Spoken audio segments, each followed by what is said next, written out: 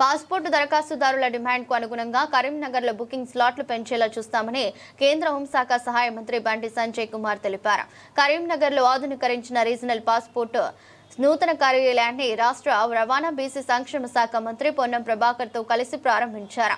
ఈ సందర్భంగా బండి సంజయ్ కుమార్ మాట్లాడుతూ గతంలో తెలంగాణలో 5 పాస్పోర్టు జారీ కేంద్రాలు మంజూరు అయితే అందులో కరీంనగర్ ఒకటని, ప్రస్తుతం ప్రారంభించిన కార్యాలయంలో హైదరాబాద్ ఆఫీస్ తరహా అన్ని సౌకర్యాలు ఉన్నాయని తెలిపారు. 2022లో అప్పటి కేంద్ర మంత్రిని కలిసి పాస్పోర్ట్ కార్యాలయం అప్గ్రేడ్ చేయాలని చూశానన్నారు. దేశవ్యాప్తంగా గతంలో కేవలం 150 పాస్పోర్ట్ జారీ కేంద్రాలు మాత్రమే ఉండగా వీటి సంఖ్య ఇప్పుడు 550కి చేరిందని తెలిపారు. పాస్పోర్ట్ జారీ ప్రక్రియ పారదర్శకతతో తెలంగాణ 5వ స్థానంలో ఉండడం గొప్ప విషయమన్నారు. అందుకు కృషి చేస్తున్న పాస్పోర్ట్ అధికారులు, సిబ్బంది అభినందనలు తెలిపారు. రాష్ట్ర రవాణా బీసీ సంక్షేమ శాఖ మంత్రి పొన్నం ప్రభాకర్ మాట్లాడుతూ 2009-14లో పార్లమెంట్ సభ్యుడిగా ఉన్నప్పుడు పాస్పోర్ట్ కార్యాలయాన్ని తీసుకొచ్చి మున్సిపల్ భవనంలో ప్రారంభించామని గుర్తు చేశారు.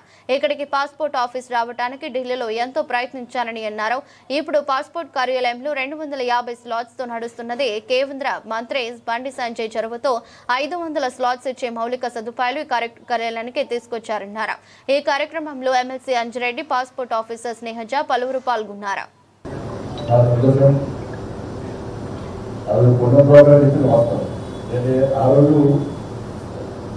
తెలంగాణ రాష్ట్రంలో కేవలం 5 ప్రాంతాల్లో మాత్రమే పాస్పోర్ట్ సేవా కేంద్రాలు గుర్తిస్తే వారి యొక్క గొడవ వల్ల కరీంనగర్ కూడా 5 వారి గొడవ 5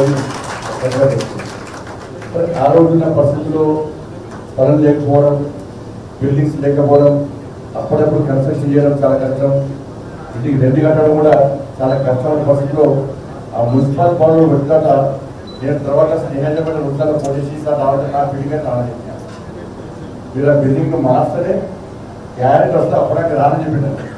అప్పుడు పాస్పోర్ట్ సరిపోయింది. ఇప్పుడు సరిపోయి మేడం ఈ పాస్పోర్ట్ దగ్గర ఆఫీసు మనం మార్చాల్సిన అవసరం ఉందని చెప్పి మేడం చెప్పిన తర్వాత బాగా తీసుకొని దీన్ని మార్చడం. హైదరాబాద్ పాస్పోర్ట్ ఆఫీస్ ఏ విధంగా ఉందో దానికి అనుగుణంగా అన్ని సౌకర్యాలతో పాస్పోర్ట్ ఆఫీసర్ మనం ఏర్పరచుకోవడం చాలా సంతోషం.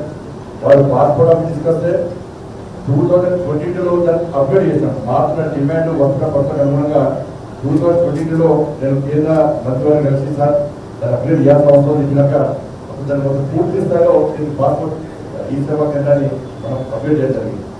మన దేశవ్యాప్తంగా కూడా గతంలో 150 ఉన్నటువంటి పాస్పోర్ట్ ఈ సేవా కేంద్రాలు కేవలం 550 దేశవ్యాప్తంగా. ఇద్దరు సిద్ధముడు అన్నయ్య చెప్పినట్టు, శ్రీనివాసన్ గారు చెప్పినట్టు నేను కూడా పాస్పోర్ట్ తీసుకున్నప్పుడు నాకు 2 నెలలు పట్టింది. ఇప్పుడు మారుతున్న టెక్నాలజీ అనుకున్నాను. అప్పుడు ఏముండే పోయి ఒక నోటరీ కలవాలి, 2 బాండ్ పేపర్ తెచ్చుకోవాలి, 2 స్టాంపులు తెచ్చుకోవాలి, ఒక టైపిస్ట్ దగ్గర పోవాలి, ఒక టీటీపీ ఆపరేటర్ దగ్గర పోవాలి, మరొక నోటరీ దగ్గర పోవాలి, నోటరీ వచ్చాక మరొక ఏజెంట్ కలవాలి, ఏజెంట్ కలిసాక కమిషన్ ఇవ్వాలి. ఇలా ఏం లేకుండా ఇవాళ కరెక్ట్ 10 days కూడా పాస్పోర్ట్ వస్తున్నది. తత్కాల పాస్పోర్ట్ కూడా 2 days కూడా వస్తుంది. దానిలో స్టార్ట్స్ చెప్పినట్టు 250 స్టార్ట్స్ వచ్చిన వాళ్ళే దీన్ని అప్గ్రేడ్ చేస్తాం కాబట్టి తప్పకుండా దాన్ని 500 పెట్టడానికి నేను గౌరవ కేంద్ర మంత్రి వస్తా, దాన్ని పెంచే ప్రయత్నం చేస్తా. నేను చాలా మంది మాట్లాడబోయాను. ఇక్కడ డిమాండ్ పెరగడానికి మా సిబ్బందికి లేదు. వాళ్ళ యొక్క రిసీవింగ్ వచ్చేటువంటి ఒప్పిక వస్తారో వాళ్ళకు రెస్పెక్ట్ ఇచ్చి మాట్లాడడం, వాళ్ళు కూర్చోబెట్టి మాట్లాడడం వల్ల ఎక్కువ మంది వస్తారు. నిజంగా వాళ్ళ స్టాఫ్ లేదు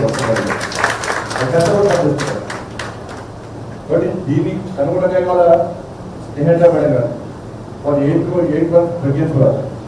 అయినప్పుడు కూడా ఈ కార్యక్రమాన్ని మొత్తం కోఆర్డినేట్ చేస్తారు.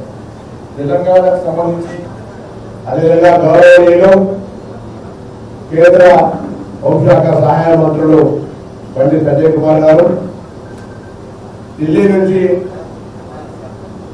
కేంద్ర పాస్పోర్ట్ అధికారిగా joint secretary government of India external affair Shri Srinivas Siddheshwar గారు,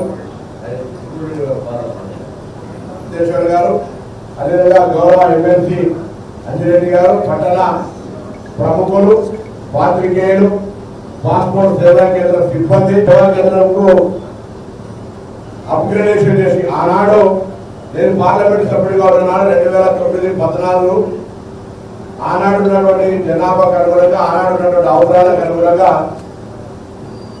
ప్రైవేట్ కాకుండా ప్రభుత్వ కార్యాలయంలో ఉండాలని మున్సిపాలిటీని ఒప్పించి ఆ మున్సిపల్ బంగ్లాలో కార్యాలయాన్ని ప్రారంభించుకున్నాం.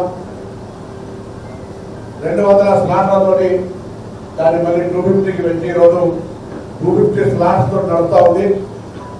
పెరుగుతున్న కాలానికి అనుగుణంగా కేంద్ర ప్రభుత్వ ఆలోచన ప్రకారంగా కరీంనగర్ సేవా కేంద్రాన్ని కూడా అభివృద్ధి చేయాలని బండి సంజయ్ గారి చొరవతో ఈరోజు ఈ యొక్క పాస్పోర్ట్ సేవా కేంద్రాన్ని 500కు ఇవ్వగలిగేటువంటి పరిస్థితిని అట్మాస్ఫియర్ ఇన్ఫ్రాస్ట్రక్చర్ ఏర్పాటైంది. కానీ 500కు సంబంధించిన అనుమతి వాళ్ళకి రాలేదు. ఆ అనుమతి ఇప్పించేదానికి కొరకు తప్పకుండా స్లాట్ 500 కిలోమీటర్లకు సంబంధించి ఒక విజ్ఞాపన పత్రాలు ఇస్తారు. ఎందుకంటే చెక్ అడుగుతారు తప్పకుండా ఇంతకుముందు అధినేత కోరినట్టుగా నేను జిల్లా కలెక్టర్ గారిని కోరుతూ ఒక స్థలం కూడా ఇస్తే फर्दर परमानेंट बिल्डिंग करो श्रीनिवास जी अब ये आपसे मांग करते हैं मंत्री जी का नाम पे यहाँ एक पासपोर्ट सेवा केंद्र सर्व सुंदर बनाएंगे खुद की ओन की बिल्डिंग में। ऐसा अपन का एक इच्छा है दोनों मिलकर यहाँ ओन पासपोर्ट सेवा केंद्र बनाने की कोशिश करते हैं। जगह हम दिलाते हैं बंगला ये बनाते నేను ఒక మాట కోరుతాను అందరినీ ఇక్కడ నుంచి చాలా